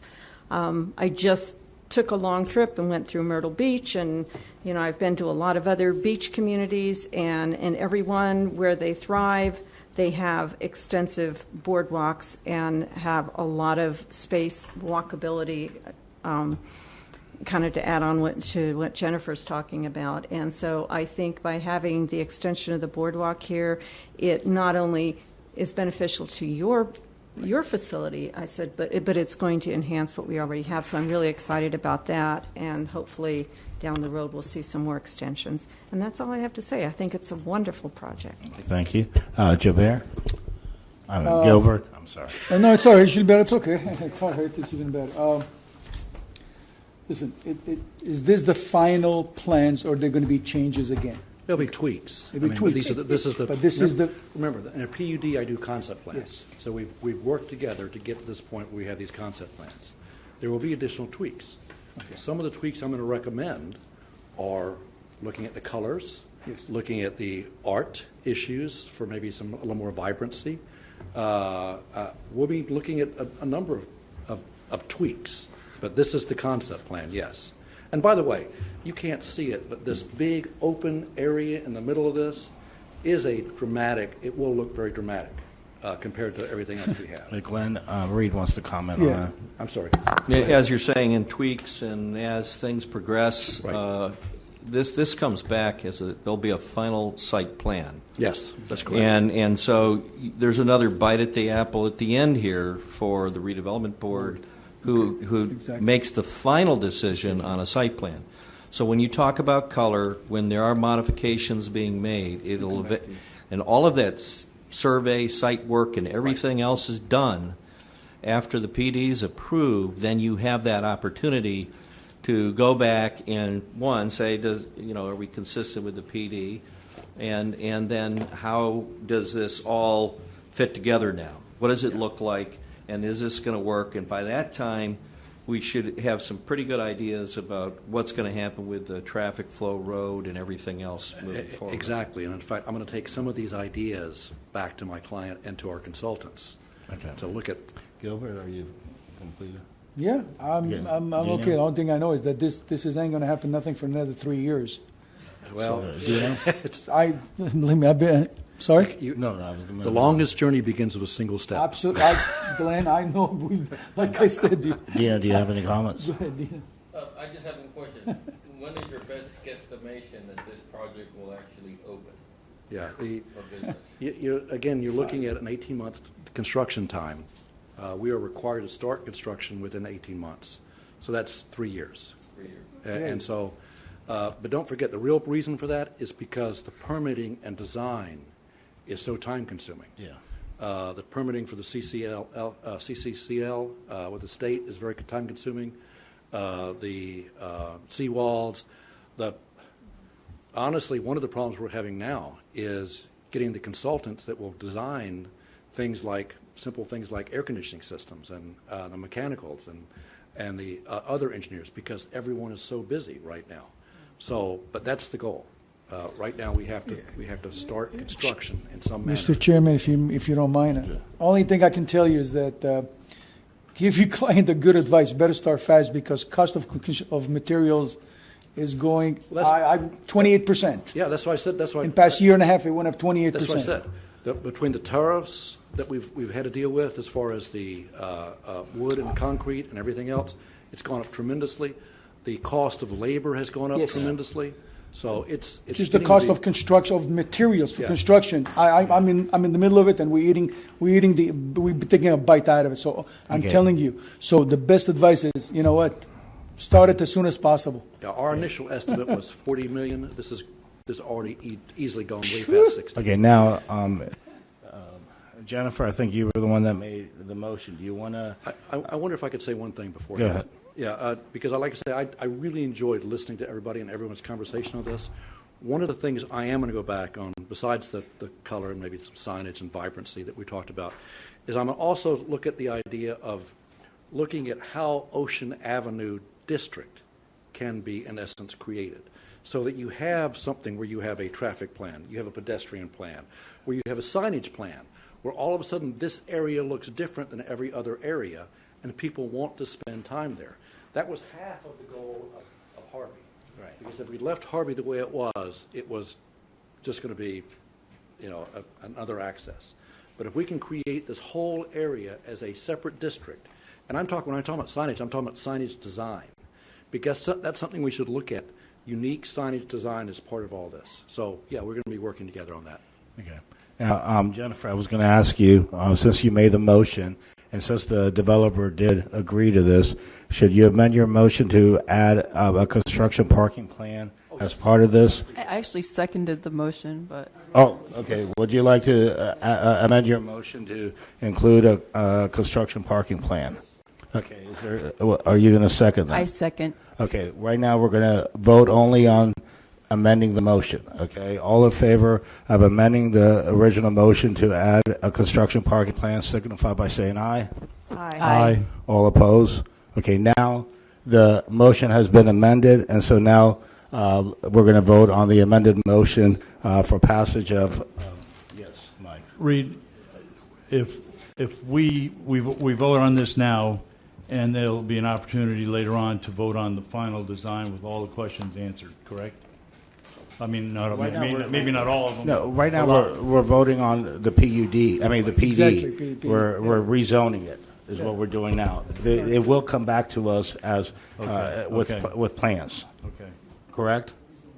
That's correct. There is a final site plan process Right. that will be follow-up to this later on. There's also 3 more public hearings on the PUD itself. Right. Okay. So now, I only get to vote in one, Glenn. right so- now we have a motion that's been amended. All in favor signify by saying aye. Aye. Aye. All Aye. opposed? Okay. The ayes have it. Congratulations, and it's going to be a welcome addition. All right. Now. It's been fun spending on the evening. Thank you. You got well, anyway, it's okay. Bye. Bye-bye. Okay, now we're opening it up to public comments on items that are not on this agenda. Okay, seeing none, I'm going to close public comments. I almost got you. Okay. All right. I know. Our public... Generally, do you know you skipped something? It's John Q. Public. Redevelopment projects, you skipped it. What? The redevelopment projects. What's coming up dating? You know what's Oh, coming I'm down the sorry. pike. I'm sorry. They're bulldozing next to my house. We will go back to let that. you all okay. know. Yeah. They're bulldozing Anderson's property, and they're going to put it in Jimmy John's because apparently you guys aren't informed. But the neighbors didn't even know it. They knew that something was coming down the pipe, but they didn't know what. So I think that should be part of what's going on here. I think you all should all know, like, when the FPL is going to finish with those poles, and if and when we will ever get those second and third poles from their locations, because they're just putting in another pole and they're leaving the 1 or 2 that are there. So that should be something that you all should push, because from what I understand from the city, that there's no ability on the city's part to get those removed. There was a time when we could. There was a law that said you have 6 months for the Florida Power and Light, AT&T, cable, to move their wires so that the Florida Power and Light could take those poles out. The state doesn't require that anymore. So they can stay there for 100 years. We will have all that garbage sitting there on our sidewalks. So that's something that should come before you if we can do that. You know that we have, 47 streetlights out on A1A? Most of it is in your area. When are we going to have those repaired? It's been a while. The boardwalk, those, fences, for want of a better word, they're horrible. I mean, not only have they not been finished in 2 years, but they don't match. You know, the 2 poles go like this, and so they have to do little wires and back and whatnot. The coloration is different. You get all of these that are silver, and you get these that are gray. I mean, it doesn't mean anything to you all, but when I look at something that's supposed to be all the same color, it's noticeable. So that's still going on. So we have a lot of things that are coming down the pike that I think you all should be aware of, because that says something for your area. When you have trash cans that don't match, go down A1A, go down the boardwalk. There are 5 different kind of trash cans on the boardwalk. There's 6 kind of lighting. I mean, why do you have that? They just put in some broken tops around the fountain. It got broken. There's like 6 others in the park that are also broken, but they didn't do those. But they don't match. So now you've got these little breaker walls all around the park. Some are wood, some are cement, some are gray, some are peach. They're all different colors. You've got a little gazebo in front of the Hilton, okay? Now that's falling apart. So what's going to be done with that? You've got those little skirts in the middle of that hold up the gazebo.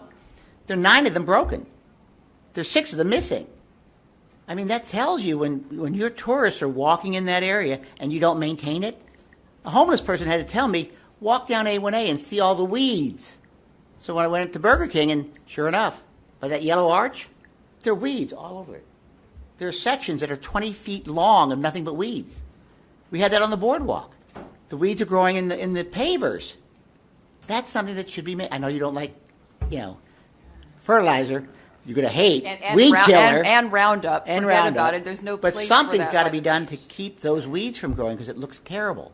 If you there's an article in the Atlantic 20 years ago that talked about broken windows. Epsom salts. If you don't maintain your property, that's when you get the graffiti artists.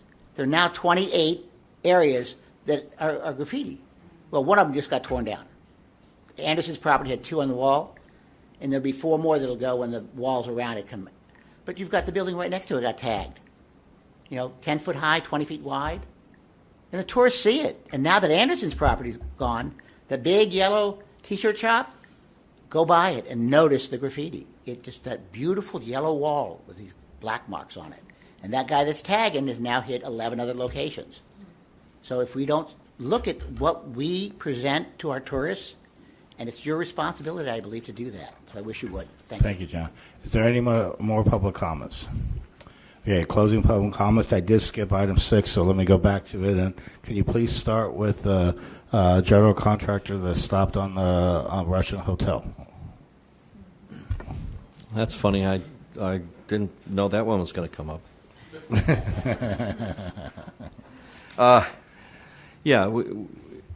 This is a matter, again, between the contractor and the developer. They're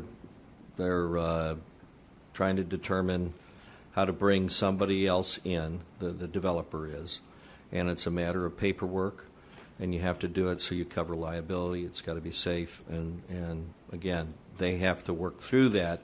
Our role has been simply to make sure that no one is out there working without the proper permits and the authorization to do what they're doing out there.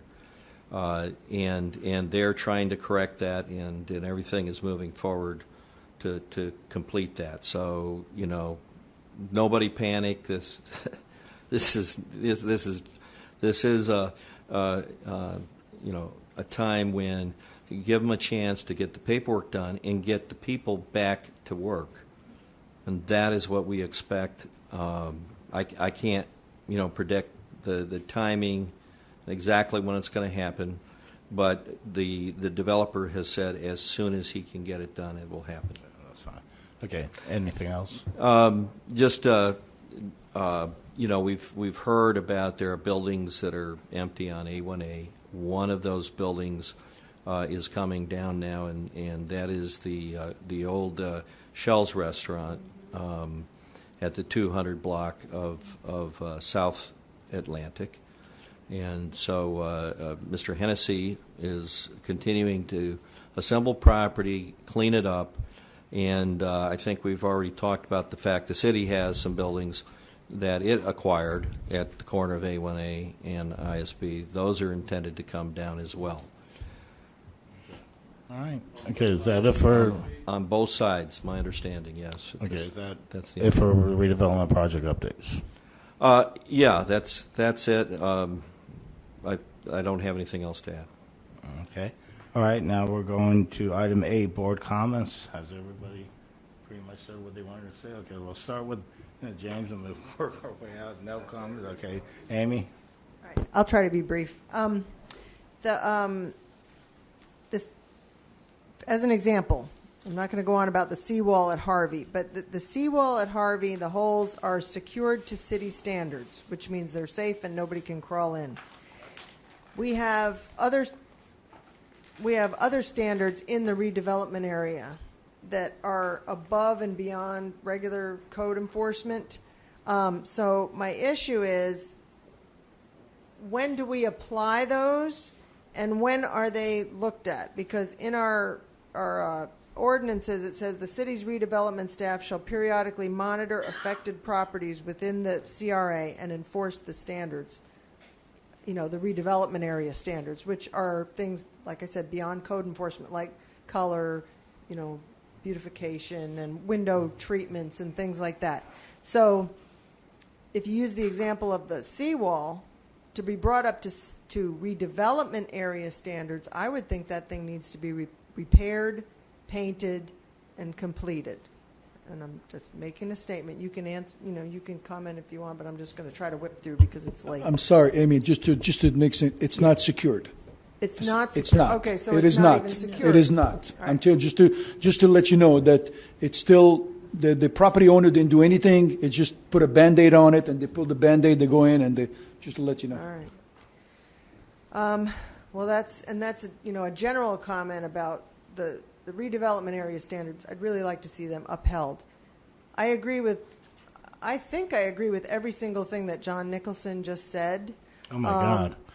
And that is within our redevelopment area, we kind of have a shameful situation, and we're not monitoring it. We're not taking care of it. I don't know. I mean,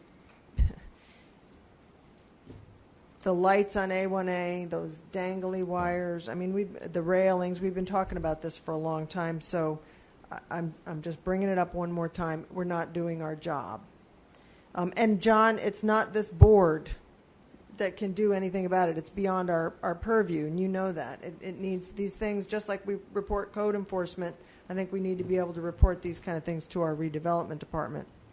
On Main Street, after the city decided to do a code enforcement sweep, there's been lots of cleanup. I don't know if you're probably aware. The laundromat is actually open, and I haven't gone in to try out a machine. Have you? Yes, but I feel bad for the guy because as soon as he opened, by the time the employees they went to get a coffee at Starbucks, they came in, somebody broke into the machines. Yes. Well, then our report. We got to report, and we got to get on top of this. What he's trying to do right now is he's Yep. asking for advice, and the best thing I told him was to put a lady over there that can fold and do the laundry for the people. Right. Yeah.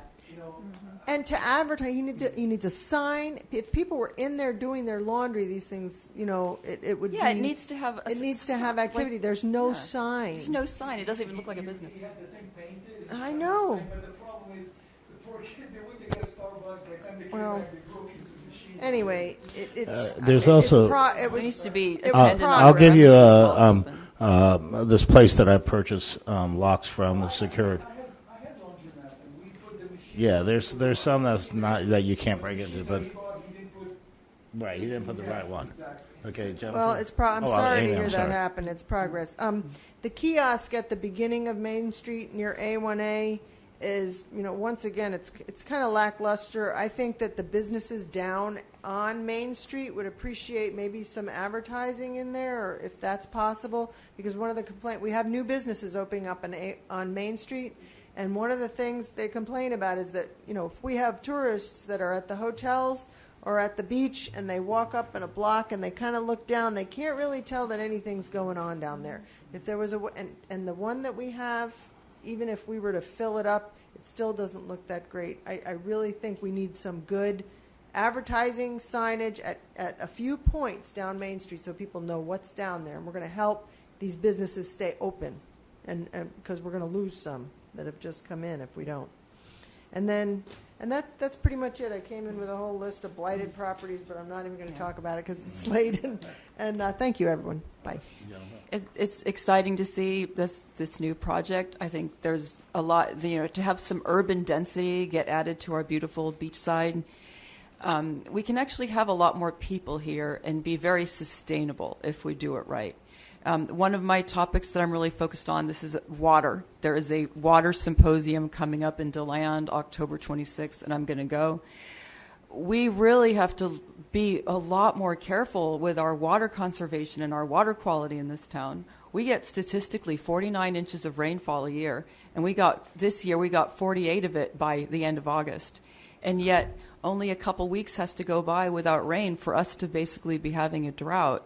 We can be increasing the water holding capacity of our soil in various ways. There are things we can do that a lot of other cities are implementing successfully, composting programs. Obviously, we can always be planting more trees and shrubs. I was going to talk about this whole issue of landscaping, especially on the beach side by the ocean. There's really no place for using a weed killer but anywhere near a body of water. I don't think there's any place for it anywhere, but we don't need to be using it right by the ocean. And there's other things like Amy brought up, Epsom salts or something can be used to control weeds. And also I'd point out our wonderful John Nicholson, whose comments I always appreciate. He himself has a beautiful yard. It's not super manicured and fertilized. It's got a lot of natural beach grass and beautiful ocean plants. And I would love to see a lot more of that get utilized.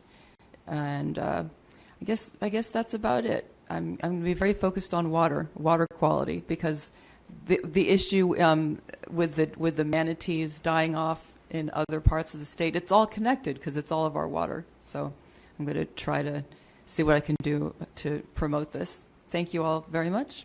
Thank you. Mike? Yeah, I won't go on, but I think at our next meeting I'd like to talk about the LDC boardwalk thing and make recommendations. What John Nicholson brought up about removing the old poles, maybe make recommendations to the city that when a permit is given, a time limit is given to removing them, but we'll talk about that another time. Okay, Marsha?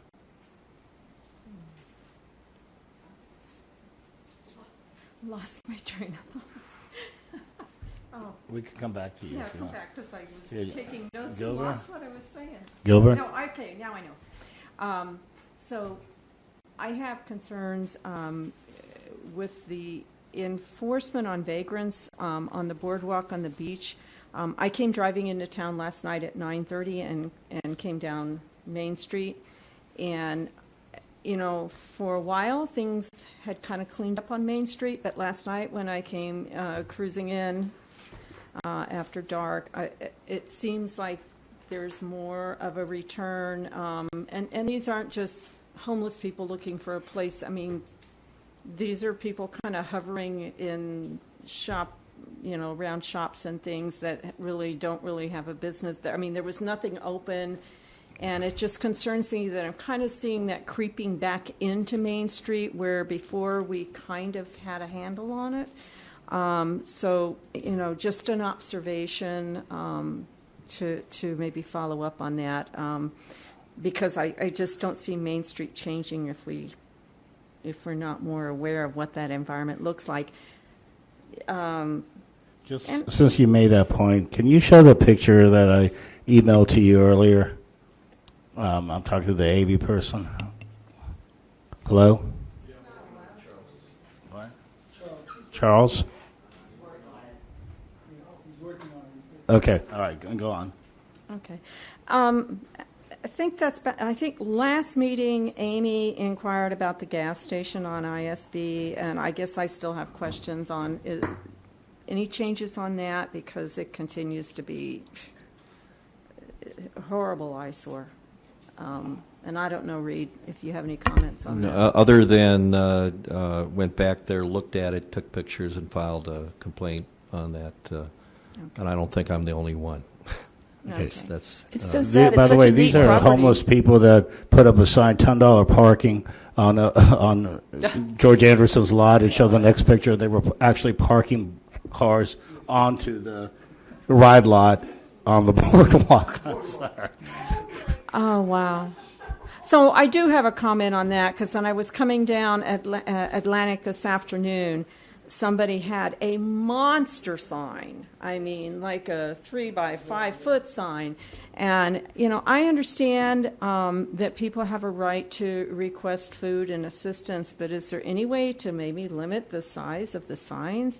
Because this was practically a walking billboard. I mean, that's... In this case, they were doing it illegally, but when you have a property owner that's not paying attention to his property, that happens, But, yeah. Anyway, just ongoing issues. That's all I have to say. Thank you. I just want to make a couple of comments. Amy, the sign that you're talking about on Main Street, that's really out of, it's not, the entrance of Main Street, yes.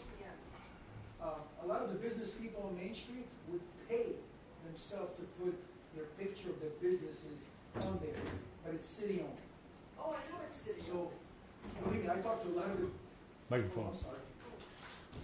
I talked to a lot of the business people on Main Street, the owners, and they say the same thing about the signage. They would take a picture of the business, or they would pay for whatever it is to do that signage. Okay, so if you want to look into it, I'll bring everybody to the table, and they'll be more happy to pay for whatever the lights inside, the LEDs, or the pictures of their business to promote their business. Because when people come to Main Street at the beginning, they can see only 1 or 2 first businesses. They don't see the end of it. What I would suggest, and I'll work something up, but Sure. we've done this over on Beach Street, and if you look Exactly. at the kiosk there, you have a business directory. Yes. We can't select one or the other. We have to be comprehensive. Everybody. I think we update the one on Beach Street about 5 times a year, and I think you probably have to do it. I mean, you basically have it there. Yes, so you might as exactly. well. Yeah, it's there. Exactly. Okay. So it's just making it's the hard work is just creating the information and Yes. graphics. That's it. Yeah. And then to Jennifer's point about the water, Jennifer, I just want to tell you something. I worked on a project with Ormond Beach. Now we use recycled water in Ormond. Yeah. You know that, right? And I know places in Daytona are using it as But well. Ormond, city of Ormond started, it's Tomoka Oaks, and now it's coming to the trails.